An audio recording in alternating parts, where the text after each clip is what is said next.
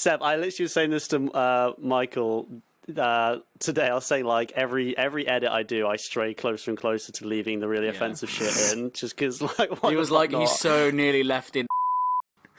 I was really close to leaving because it was so funny. No. No. Nope. No.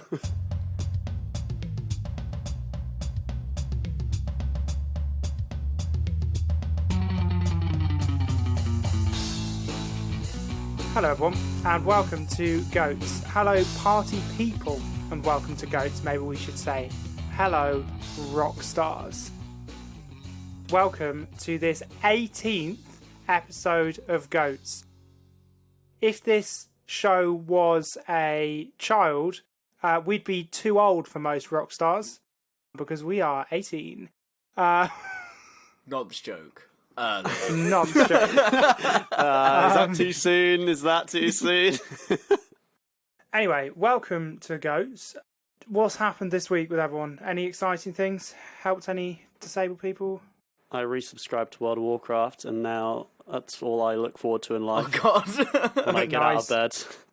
Good Okay, stuff, good Vinny, stuff. Seb, nice knowing you. Podcast is over. Vinny's gone.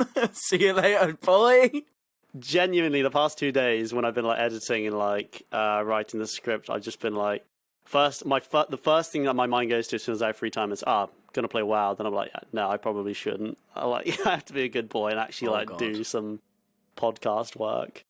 But it's all good. We got there. You're in the WoW zone now. Yeah, it's not good. Nah, it's alright. Sometimes you just got to give in to addiction. That's what I always say.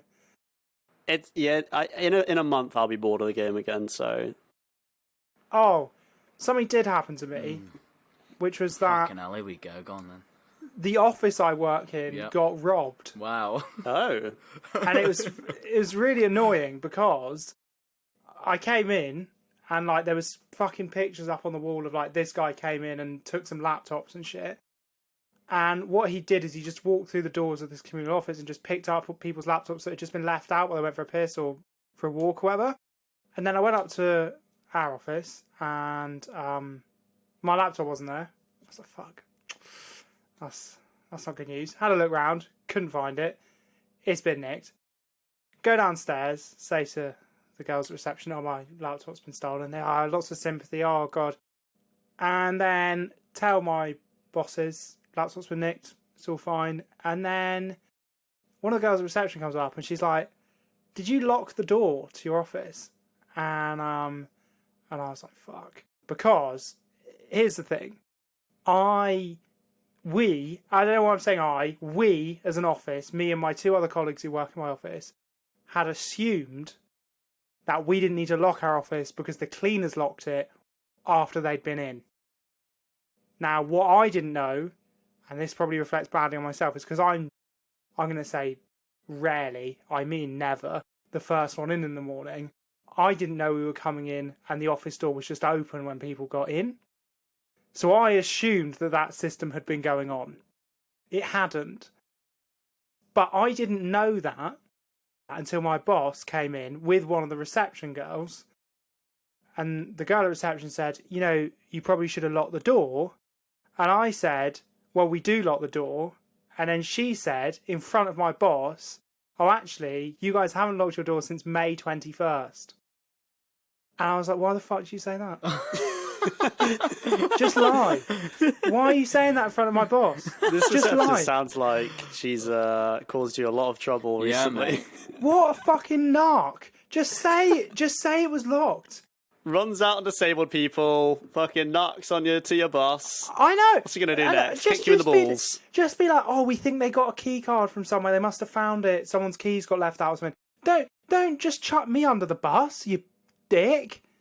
It hasn't been closed since May 21st. I love that she knew the exact date as well. Yeah, because she'd looked it up to cover her own arse and throw me under the fucking dear, bus. Seb. And I will tell you, all is forgiven now, but my boss was pretty upset. With you? With all of us. Yet again, not just my fault. There's three of us in the office, but the collective vibe wasn't ideal. Right. I'm ready to get going when you guys are. I'm 'cause very ready. I've hyped I'm myself ready. up for this. I'm a bit nervous Why are you nervous? because I'm going to do something I've never done before. Oh God, what is he gonna do? You're gonna rock out with your cock out. No, I am in my pants. So Are you it's gonna too sing? hot. No, I'm not going to sing. But You I'm going to shred. start You're gonna strip. today. I'm not going to... Right, for goodness sake. I'm going to start today with a poem. That you wrote. Oh. No, I didn't write, All but right. I do like my poetry. I don't okay. talk about it very often. But I'm going to read a poem out loud that I think encompasses the subject matter for today. So I just really like it if people... And I am nervous to say that. I'd like it if people took it... Not seriously, but if we could just cut the heckling to a minimum. All right? Right. I won't heckle you. I I won't heckle can't you. say what Michael. I won't. but I won't heckle you. I won't heckle you. So this was written by one of my favourite poets. Sorry. It goes like this. I'm through with standing in line to clubs I'll never get in. It's like the bottom of the ninth and I'm never going to win. This life hasn't turned out quite the way I want it to be. Tell me what you want. I want a brand new house on an episode of Cribs, and a bathroom I can play baseball in, and a king-sized tub big enough for 10 plus me. So what you need? Well, Sorry. I'll need a credit card that's got no limit, and a big black jet with a bedroom in it. Gonna join the Mile High Club at 37,000 feet. Been there, done that. I want a new tour bus full of old guitars, my own star on Hollywood Boulevard. Somewhere between Cher and James Dean is fine for me. So how you gonna do it? I'm gonna trade this life for fortune and fame. I'd even cut my hair and change my name. 'Cause we all just a wannabe big rock stars and live in hilltop houses driving 15 cars. The girls come easy and the drugs come cheap. And we'll all stay skinny because we just won't eat. We'll hang out in the coolest bars, in the VIP with the movie stars. Every good gold digger's gonna wind up there. Every Playboy bunny with her bleach blonde hair. Well, hey, hey. I wanna be a rock star. Hey, hey. I wanna be a rock star. Great. Is it done? Perfect. Wow. Yeah. Vinny, Yep, that was really he fantastic. just recited one of the worst songs ever made. So if you hadn't already guessed, today's subject is the greatest rock star of all time. I think that poem by the great artist Nickelback. Yep. That's my pick. Fuck. Mate, I picked Nickelback as well, for fuck's sake. Right. Cameras off. End it. Today we're discussing the greatest rock star of all time. Rock stars are more than just musicians. They're frontmen or women of the great bands of our generation. Or maybe it's just them. Maybe it's just a fucking person slaying a sick axe for 90,000 people and getting hot babes to suck on each testicle. We love rock stars. Sweet. I've pinned a lot of my intro on the Nickelback going down better, to be honest with Right. you. So I'm kind of just winging this. What if they're a woman rock star? Well, then they lick each flap, obviously. Fuck me. Right, crack on. Who do you think's the greatest rock star of all time? Tell me, are they a pedo? Probably. Vinny, go. Yeah, I'll let myself go first. I'm going to be kind.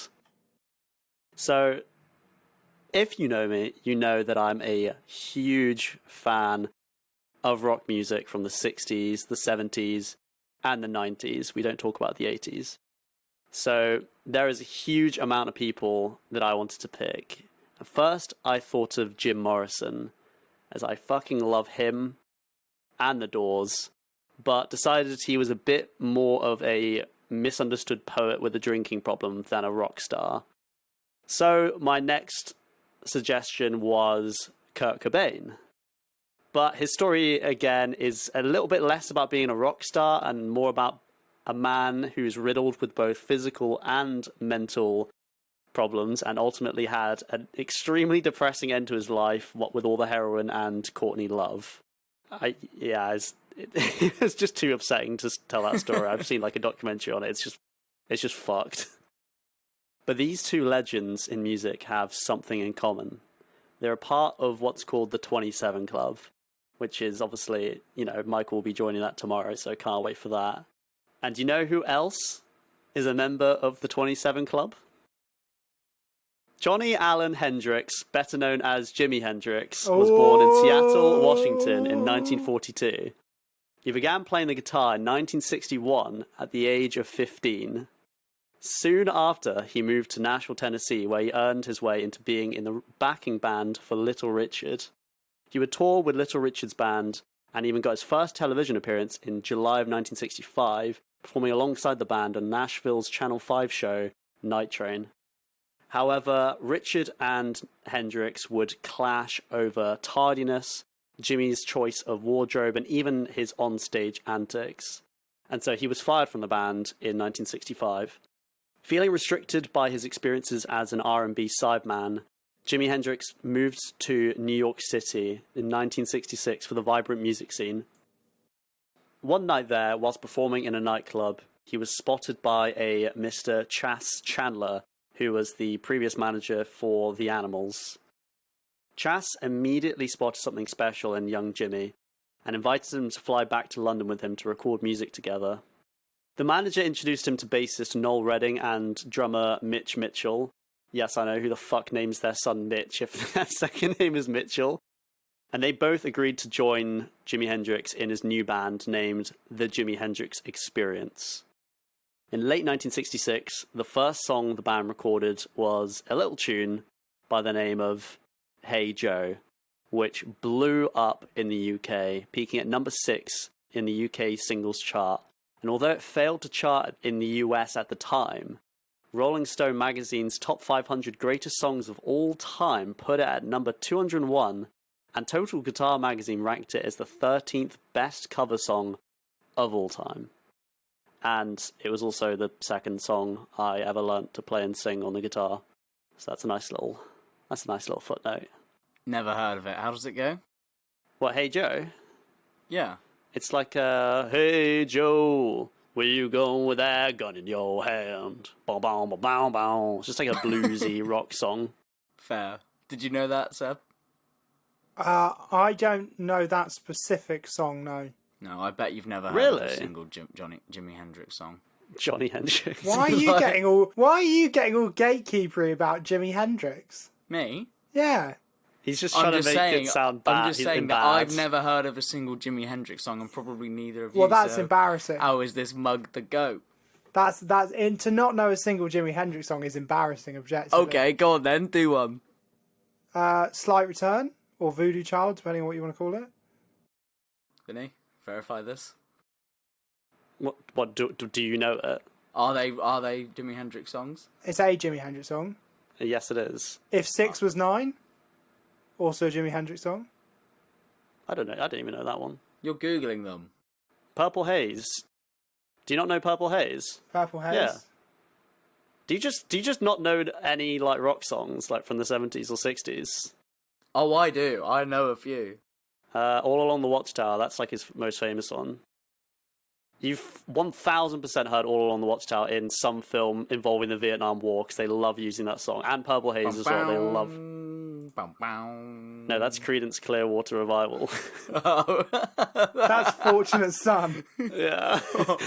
Great song, though. All the shit. Anyway. The same month Hey Joe premiered, the band performed at the Bag O' Nails nightclub in London.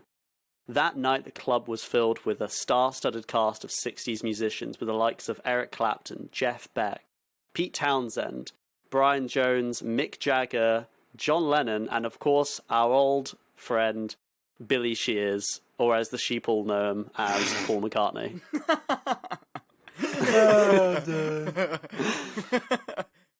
It's been documented that this A-list group of musicians were all completely blown away by Jimi Hendrix's performance, and the gig even earned Jimmy his first ever interview, published in Record Mirror with the headline, Mr. Phenomenon. Mr. Phenomenon? Phenomenon. Mr. Phenomenon.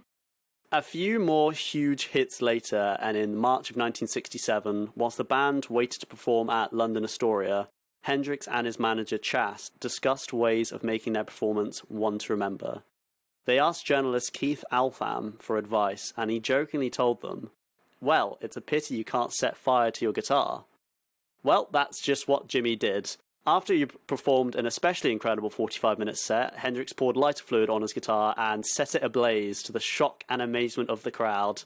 He was dubbed by the media after this stunt the Black Elvis, which is really fucking funny when you realise that Elvis was popular because he brought black music to white people. So it's kind of like he's the black, white, black guy. Yes. He's the black, white guy who brought black music to white people. Yeah. Nice. And he brought it back. He brought it back to the black and the white people, I think. He unified. He was the black, white person who unified black music for all people. I'm pretty sure Martin Luther King Jr. in his I Have a Dream speech referenced Jimi Hendrix setting his guitar alight and said that's... Really? No. Do you want to know something really interesting? Is that I think it was Martin Luther King's lawyer founded the I know this. that horrible church where they fucking hate on gay people. What's that called? The Baptist. The Westboro Baptist Church. Yeah, the guy. So Martin Luther King's lawyer founded the Westboro Baptist Church. That white guy. Yeah, so he's like all about civil rights, but then he's like, but not for the gays.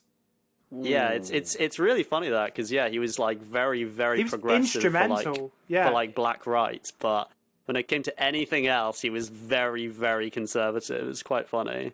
That's pretty crazy. I didn't know that. Can you imagine though? He's like, rights for black people. Black people should be able to get married. A black person should be able to marry a white person, and then one day like a black guy tries to marry a white dude, and he's like, "Yo, no." It's like they're like, I thought you were chill, man. Such a fucking narc.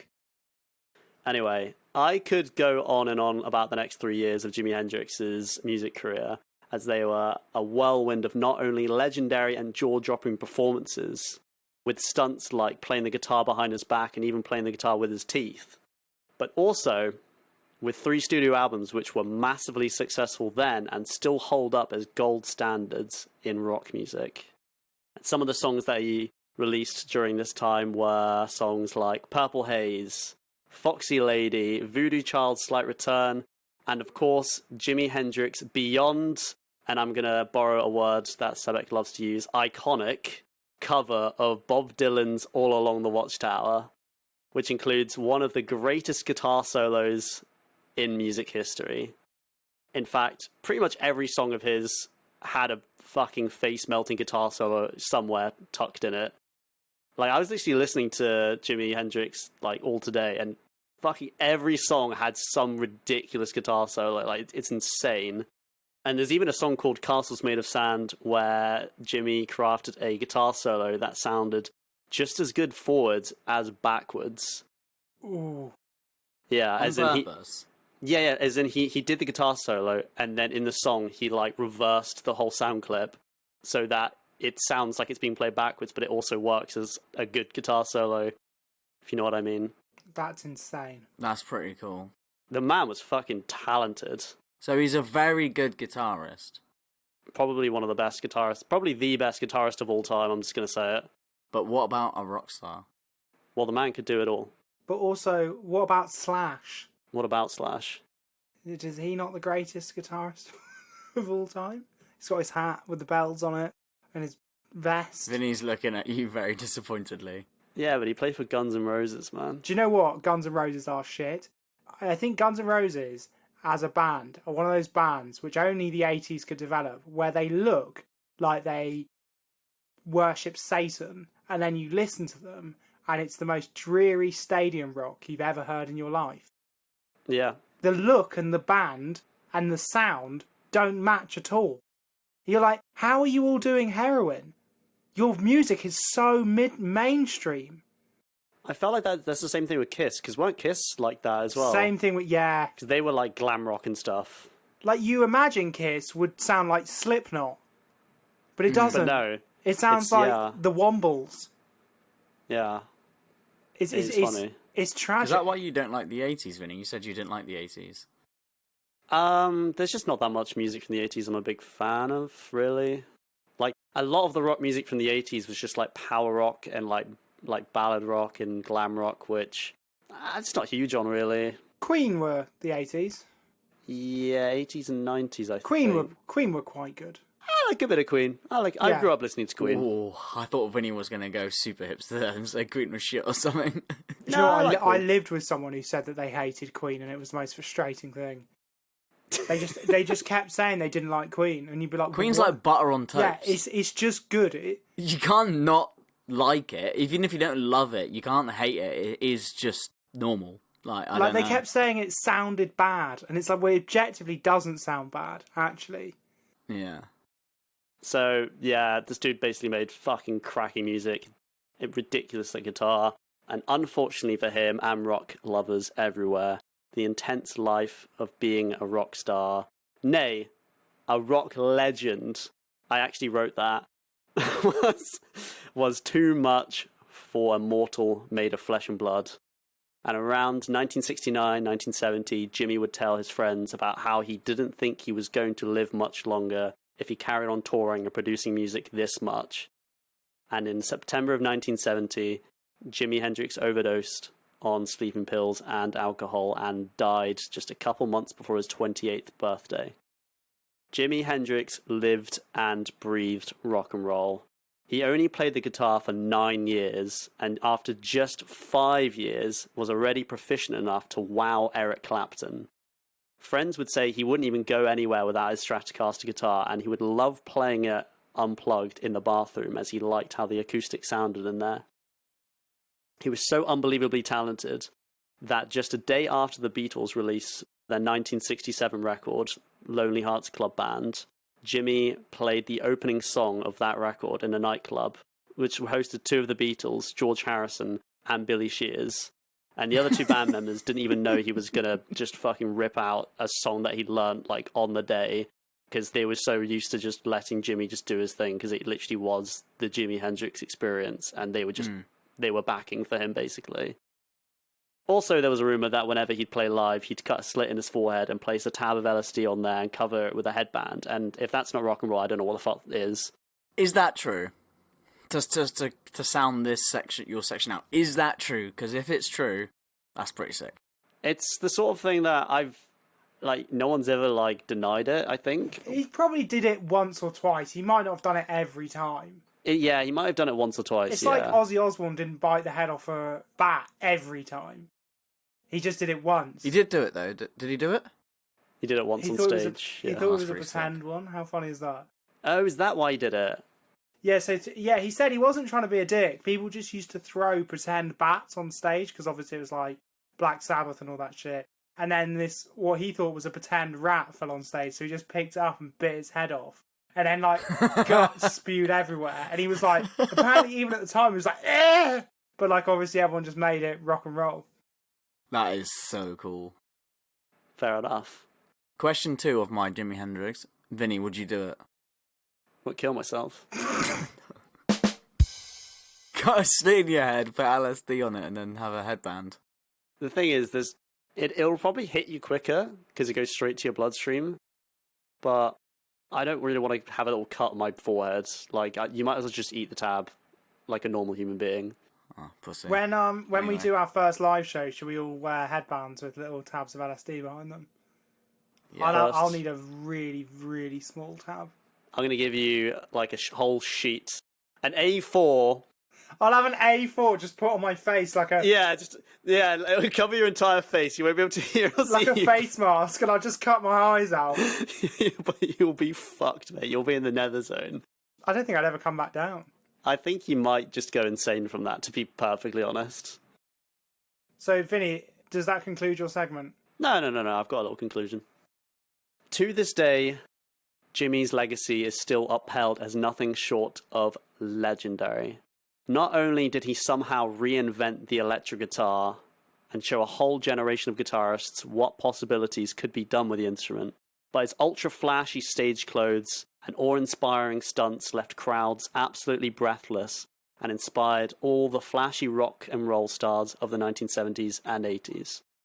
Every year, Ultimate Guitar hosts a competition to get fans to vote on who they believe is and was the greatest guitarist of all time. And every year, without fail, Jimi Hendrix tops that list. Without him, this is maybe a bit of a controversial take, but without him, I'm not even sure most of the rock stars of the 70s, 80s would have even existed. He defined what it is to be a rock star, and even though his music career only lasted 9 years, it's the brightest flames which burn the quickest. I love that. That's so true. Michael, you've got so much to do.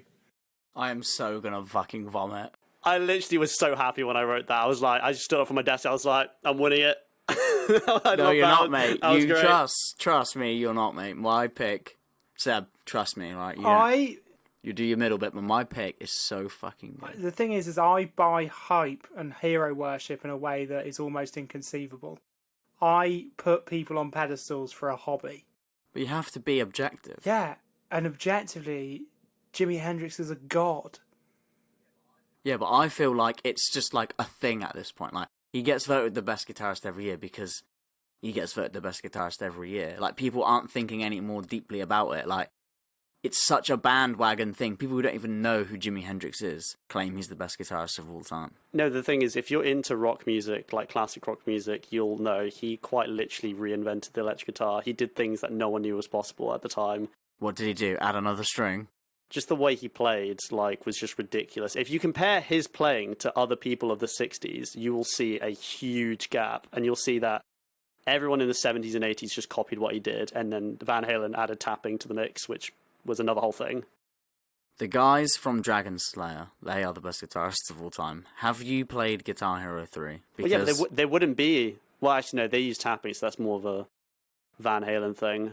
But without Van Halen, without Jimmy, there wouldn't be a Van Halen, is what I'm getting at. I just think also, I think it's hard to... I think people, because, like, music has become so... In a really good way, it's, like, super obtainable now.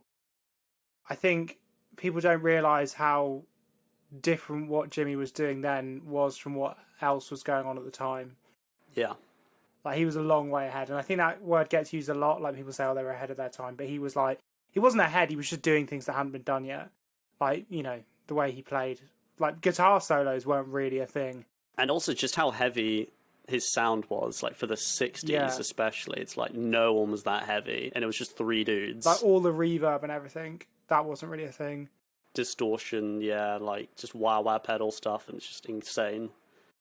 Didn't he invent the whammy bar? Or am I... Who did the whammy... He didn't invent the whammy bar.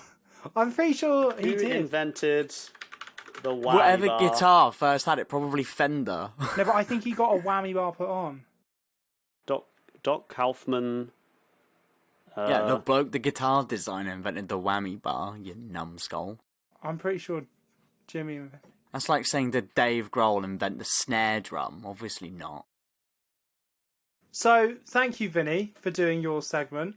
I was going to do a middle bit, which I just forced you with peek behind the curtain. I was going to make them do a middle bit called Rockstar Nonce Higher or Lower, where I named the quote-unquote girlfriends of various rock stars and asked them if they were higher or lower than a certain age.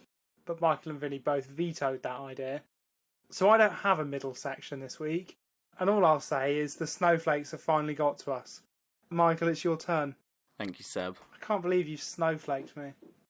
Well, Vinny, that was a great presentation, but I'm afraid you will definitely lose this.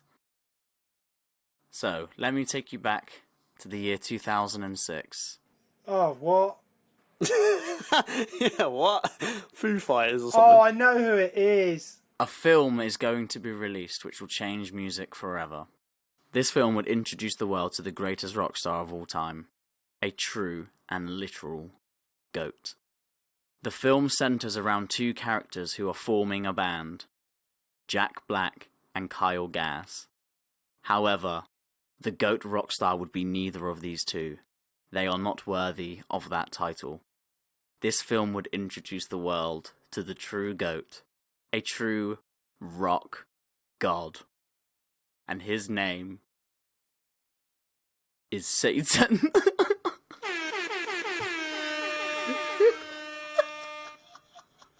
Oh, for God's sake. Oh, fuck. I can't believe you've done this. Are you taking the piss? I am taking the piss. Oh, thank God for that. Oh. That would have been funny though, because he is a goat. He's got goat horns, and he's a god. He's a rock god, and he's a rock goat. He's in a couple of songs. He's also in that song, "The Devil Came Down to Georgia." Well, while I was writing that funny bit, I was seriously considering changing and going with Satan, but no, in fact, I haven't done Satan. I fooled you all. No, but the person who I have picked is actually straight out of hell, and some would say, like a bat out of hell. Oh, God. Seb! It's Bob with bitch tits from Fight Club. This is so disrespectful. Oh, it is. It's not my fault he's got bitch tits. It's not Bob with bitch tits from Fight Club. It's the rock legend, GOAT rock star of all time, Meatloaf. Big round of applause. So, Meatloaf, who is he? Well, he was active in music for 53 years, recording albums, doing tours, and appearing in films.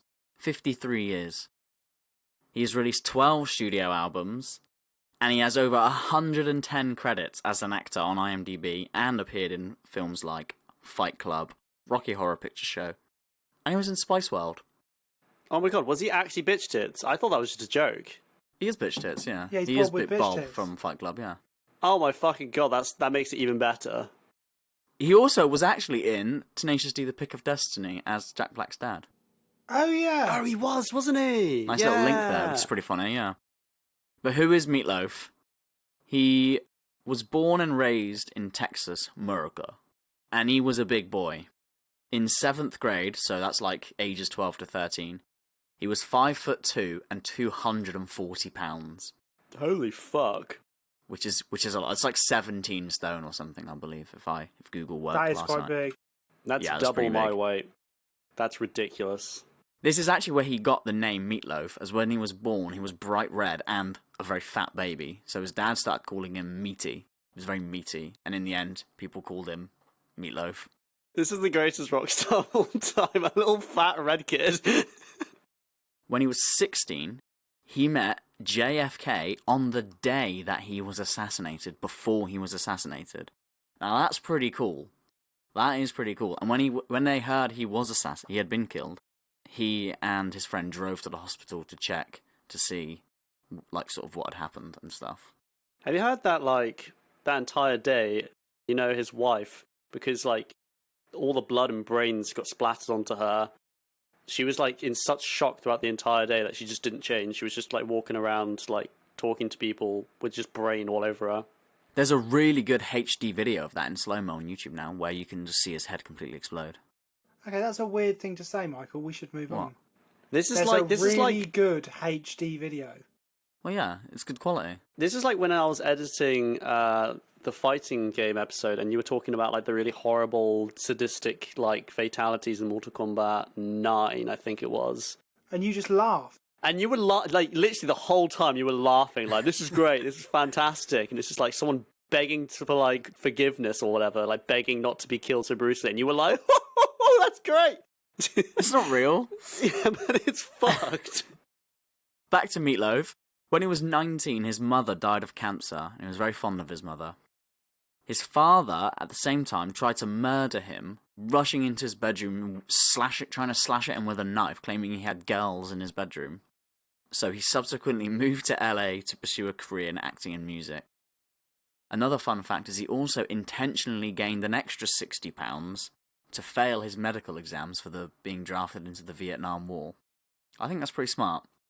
That's quite smart, actually. He got his start in the business by being cast into a musical called Hair, and it was through that he met a fella named Jim Steinman. And he was also cast for the Rocky Horror Picture Show, which was a musical happening at the time as well. He had a big, larger-than-life personality and a big booming voice to go along with it, and was perfect for the theatre. Now, Jim Steinman was sort of an up-and-coming composer at the time, and he fell in love with Meat Loaf's personality and voice, and he had a brilliant idea. They would put together an album incorporating all types of that sort of music, epic, grand music. They wanted to make a musical, but as an album that you didn't have to sit and watch. It was just the grandeur of a musical and the epicness of a musical, but on a record. That album would become Bat Out of Hell. Bat Out of Hell 1 is the 9th best-selling studio album of all time. Is that internationally or the UK? Internationally. Bloody hell. What was number 1? Do you know? Was it Thriller? Thriller. Yeah, okay. Yeah, it's always. And then it's the Eagles. The Eagles? Incidentally, there are no Beatles albums on there. Meat Loaf has outsold all Beatles albums and all of most singers' albums. Only 7 musicians in history have got a better-selling album than Meat Loaf, including more than Jimi Hendrix. Ever combined, probably. Just one album. How do I audibly eye-roll that? It still sells over 200,000 copies every single year, Bat Out of Hell. And the album stayed in the UK chart for 522 weeks. Bloody hell. Which is pretty impressive. Bat Out of Hell came out on the 11th of October 1977. Meat Loaf and Jim Steinman obviously made the album together, and they would go on to create the entire trilogy of Bat Out of Hell, because there are actually 3 Bat Out of Hell albums. It perfectly blends rock, heavy rock, powerful ballads, and an orchestral style of music that would define Meat Loaf's style for half a century. It was big, powerful, loud, grand, but often it was moving and soft. It was like a symphony. It's like a combination of all these different styles, and not necessarily on an entire album, just in one song. So the song Bat Out of Hell is over 9 minutes long, and it's like a roller coaster of emotions. Jim and Meat Loaf's idea was to make music that you could feel, to make the hairs stand on end, to make emotional music, not just music that you listen to. You have to feel a Meat Loaf song. Feel it in your bones, and feel it in your heart. Just opera rock. Shut the fuck up, Vinny. I'd just say, he didn't invent opera rock, but okay. Now, following the success of Bat Out of Hell, things didn't go that great, because a combination of drugs and exhaustion meant that Meat Loaf lost his voice for quite a long time, and he couldn't sing for ages. He lost his voice. Yeah. Have you heard Meat Loaf sing? Yes. The man is going all out. And in fact, he has had to have oxygen at the intervals of his shows since the 80s. That's because of how hard he's trying, not because he's enormously overweight. Yeah, I think that plays into it. No, that's because of how hard he goes. That's because of how hard he fucking rocks, mate, because he's a rock god, right? Do you know Kendrick Lamar had asthma? So does Meat Loaf. When he performs, he often just gives the mic to the audience because he just needs a breather. Meat Loaf has asthma too. He doesn't do that because he's not a massive pussy. He's a rock god. He just has a bit of oxygen halfway through. He also contractually can only ever perform for like a maximum of an hour and 45 minutes or something because he has fainted and passed out on stage a few times. That was in the late 2000s, so we don't worry about that. Oh no. But he was still under contract with Jim Steinman to make a couple of albums. So he lost his voice. So he went and did a lot of acting where he didn't have to sing. Then he would come back and record these albums that he had to do. So the second album he made was called Dead Ringer, which is another brilliant Meat Loaf album. Dead Ringer for Love. Dead Ringer was a hit, but after that it was a little bit of a case of money, all this. He was being sued for lots of money by Jim Steinman for not releasing the albums that he wanted to release, not performing the songs he wanted to release. I don't know.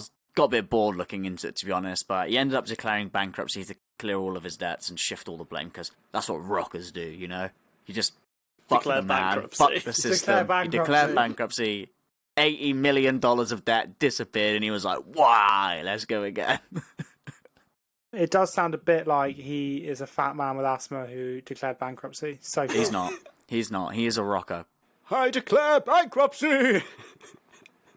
Meat Loaf had been touring through pretty much all of the 70s and 80s, and when all the bankruptcy stuff settled down, it was the fact that he was touring so much that Jim Steinman decided they would make another album. And talking about touring, something that I hadn't realised until I was looking into Meatloaf, is how much fucking touring that man has done. He toured for nearly half a century straight. In fact, it's way quicker for me to mention the years in which he did not have a tour than mention the years that he did. So between 1977 and 2016, these are the only years Meatloaf was not on some kind of tour.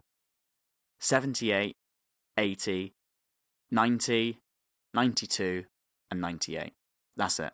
Fair play. That is quite rock and roll. So was he touring right up until he died? He stopped touring in 2016. He died in 2021. Fuck. 2022, sorry, this year, January. So, not quite, but from 1998 to 2016, he toured every single day. And at that point, he's like in his 60s, and he's been going hard for a long time. Like, that is pretty, Seb, that is pretty rock and roll. Hell. That's insane. That is insane. I'm willing to say that's pretty rock and roll. Jimi Hendrix could only last 9 years as a musician.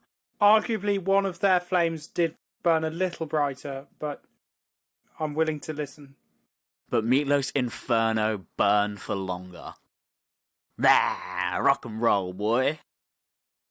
Cringe.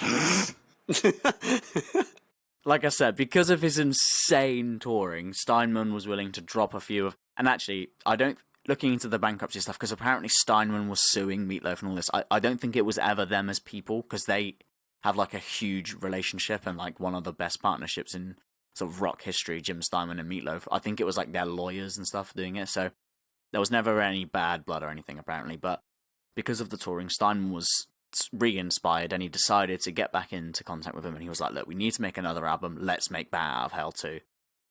So they did, and obviously it was fucking massive again. It went to #1 in 28 countries, and the song I Would Do Anything for Love, but I Wouldn't Do That, is an absolute classic. The other thing I didn't mention is that, because it all got a bit in-depth, but Bat Out of Hell was actually a big flop in America. People didn't like it. And Really? yeah, massive, initially. The only reason it became popular was because Meatloaf was so big in the UK and Australia, and Bat Out of Hell is actually the best-selling album of all time in Australia. It just gained a huge European, UK, and Australian following. And gained a lot of weight to not enlist.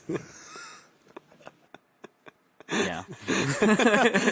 Rock and roll, baby. Rock and roll, baby. And because of that, yeah, because his huge popularity, that just sort of eventually transcended into America. But yeah, he's not necessarily that big in America. He's done more tours outside of He's pretty America. big everywhere, isn't he? But he's a big lad, okay? He's a rock and roll lifestyle, even in eating. Now, moving on from his history, let's talk about Meatloaf's controversy. Because he's a rock star, he's a rock god, he's a rock legend. And what comes of being a rocker? What really defines a rocker? Is it great rock songs? Is it being able to play the guitar well? It's fucking controversy, do you know what I'm saying? You have to say, I don't believe the numbers. There's a rounding error. They didn't 6 count million? the What? zero. That's too high. No, he didn't deny the Holocaust, okay? Let's just say that. But what was Meatloaf controversial for? What did he decide to take a stand and say, nah, I'm putting the finger up to the man, this is me. I'm big, I'm bigger than the world, I'm Meatloaf. I got a top 3. #1, climate change.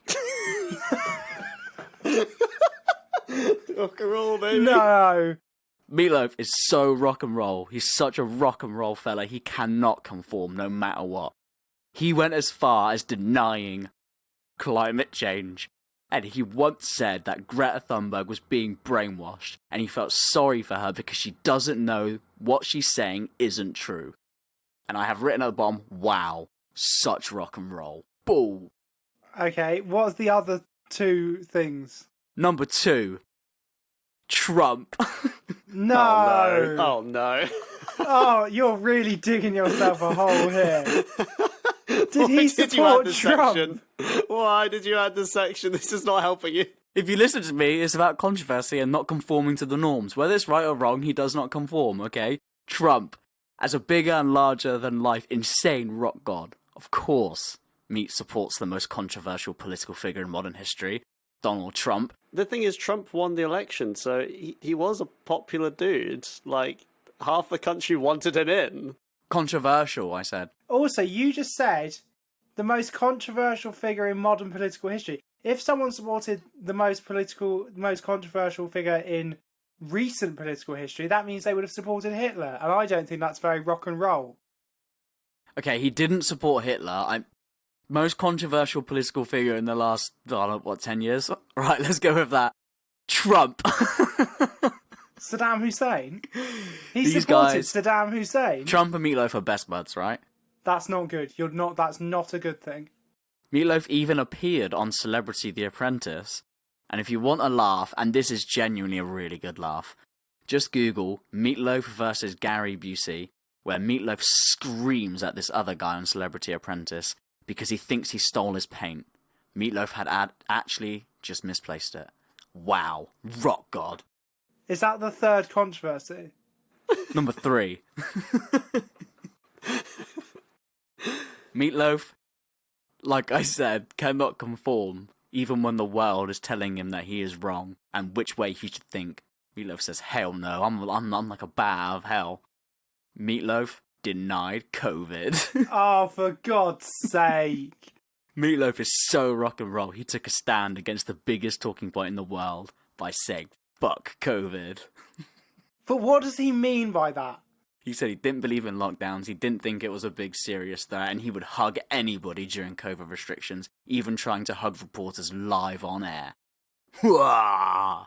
It just sounds like he's a cunt. No, he's a rock god. It sounds like an uninformed moron.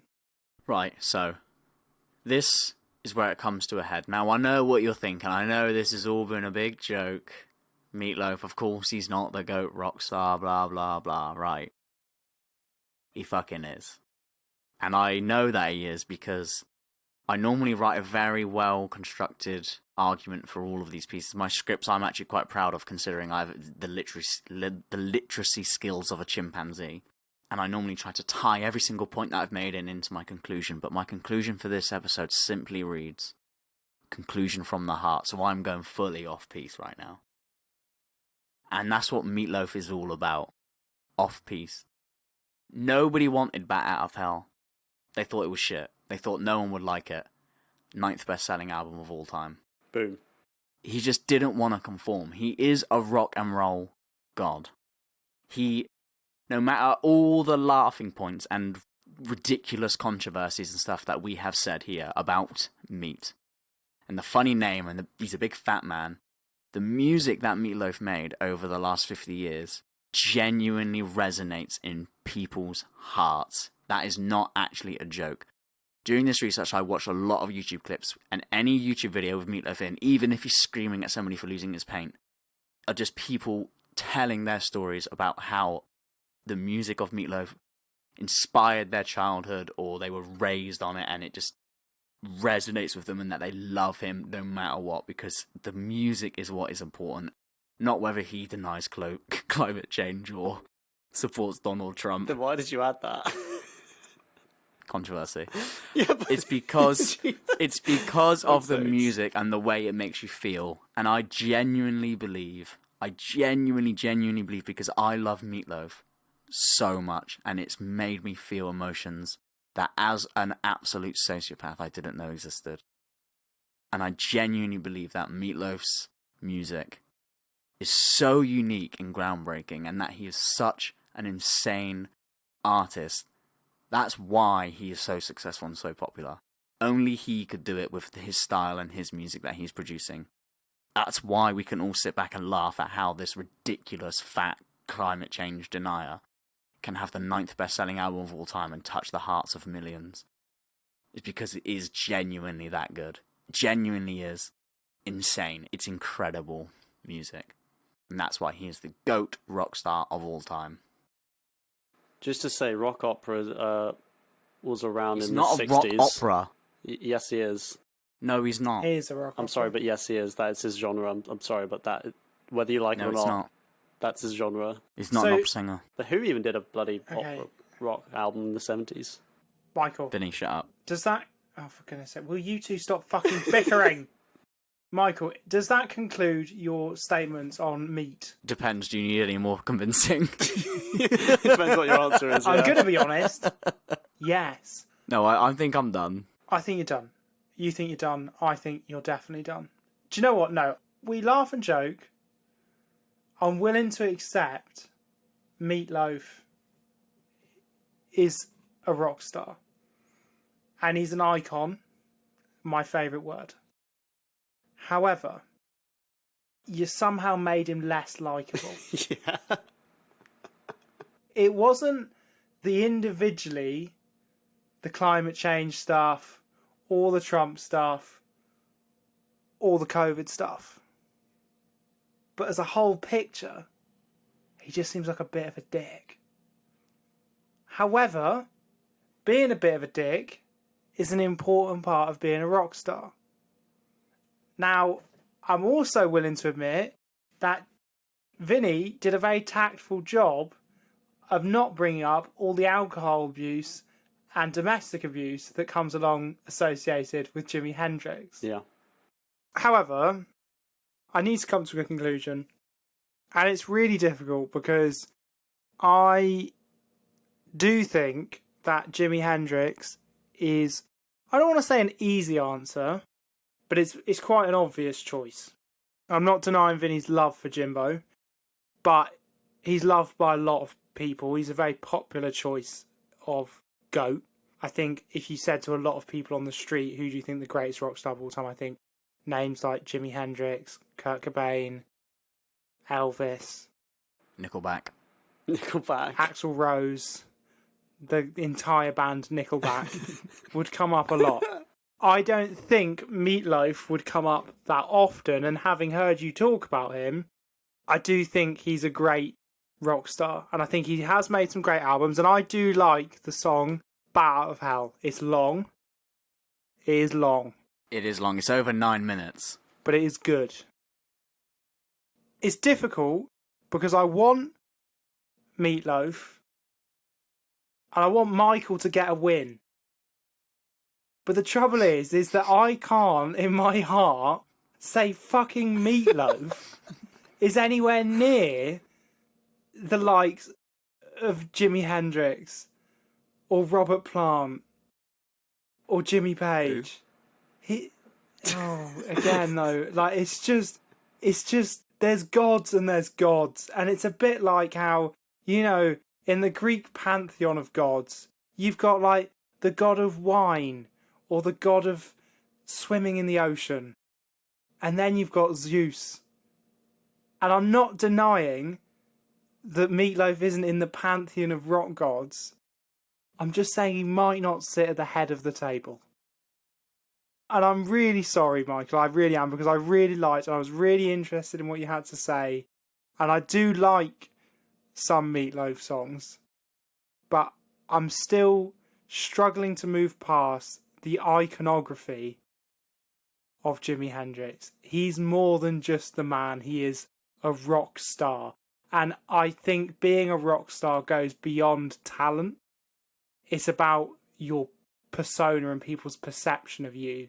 And I think when people talk about Jimi Hendrix, they talk about him like he's more than just a man. And I think when people talk about Meatloaf, unfortunately, rightly or wrongly, they don't.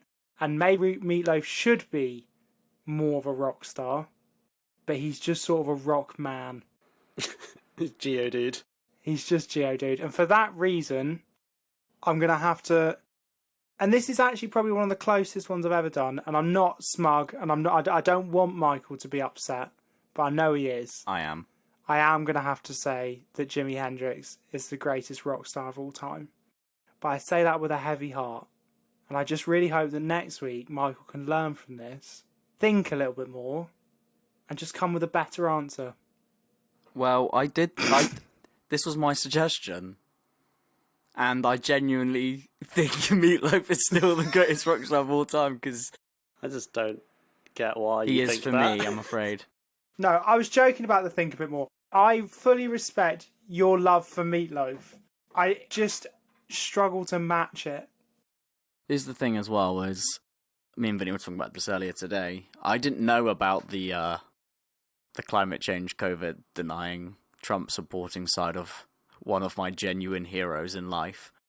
And it just goes to show, never meet your fucking heroes. But maybe in that sense, that makes him more of a rock star, because I think that part of being a rock star is people glossing over things. But it's hard to gloss over the Trump shit. I will say, like, I know in my intro I said there was like the two people, Jim Morrison and Kurt Cobain, that I thought of first. But there was like 20 people that I was just looking up all these people, and I was really close to going for someone that I didn't really ever listen to their music, someone like the dude from Motley Crue, just because as a rock star, like, he just had like the rock star life of all the cocaine, the hookers, the partying, like everything like that, like the whole glam rock lifestyle, in my opinion, is like the rock and roll lifestyle. It's just, I couldn't bring myself to get interested in someone that I didn't really like their music, you know what I mean? And when it clicked and I realized, oh yeah, Jimi Hendrix, and I realized also that he is such an icon in rock history. Like, so many people point to him as the rock guy of the 60s and 70s. It's just like, it was just like, oh yeah, it's no brainer, because I also fucking love this dude. Did you not consider Meatloaf at all in those 20 names? Funnily enough, no. I was really close to picking Ozzy Osbourne as well. I'm glad I didn't, because the bat thing being fake, I didn't actually know that, so it's a good thing I didn't. That's not very rock and roll. Yeah. Do you know what though? Big up. You both picked from the heart, and I respect it. And Michael, I don't want you to go away feeling too down, because it was closer than it had any right to be, is what I'd say. I'll listen to some more Meatloaf tonight and I'll be fine. On that note, that's the end of this week's episode. We decided a couple of weeks ago, our upcoming episode. Next week's episode is going to be the greatest creepypasta. Now, for those of you listening who don't know what creepypasta is, it's not just a spooky bit of spaghetti. It's an internet horror story. Google it. Look up now, creepypasta. Get excited for next week. I also wanted to announce very excitedly that Michael has ordered some stickers this week, which are going out to patrons, which is very exciting. But they're not just going out to patrons. They're going out to a lucky winner, which I've just decided. So I've just shared a post on Facebook earlier today, and I said whoever shared that post and liked it and commented in the comments section their favourite Mortal Kombat fighter or fighting game character would be in with a chance of getting a sticker. We're going to do the same this week. So we're going to say, if you follow us on Instagram or on the Facebook group and you comment on this week's post, whether it be on Facebook or Instagram, who you think the greatest rock star of all time is, and then you share that post either on your Instagram story or on Facebook, you are in with a chance of us sending you a sticker. We'll pick one person who does that and we'll send you one of our brand new official GOAT sticker, and you don't even have to be a patron to get it. But obviously, if you want it guaranteed, just go be a patron. But without any further ado, we've managed to wrap this episode up quite quickly, despite quite a lot of fucking about from me. So that's the end of that. Michael can go drown his 27-year-old tears while he has a wank in the bath. Vinny can rip a big old gun bong. And I'll try not to kill myself. See you all next week. Love you. Love you, bye. Love you, bye. Love you, bye.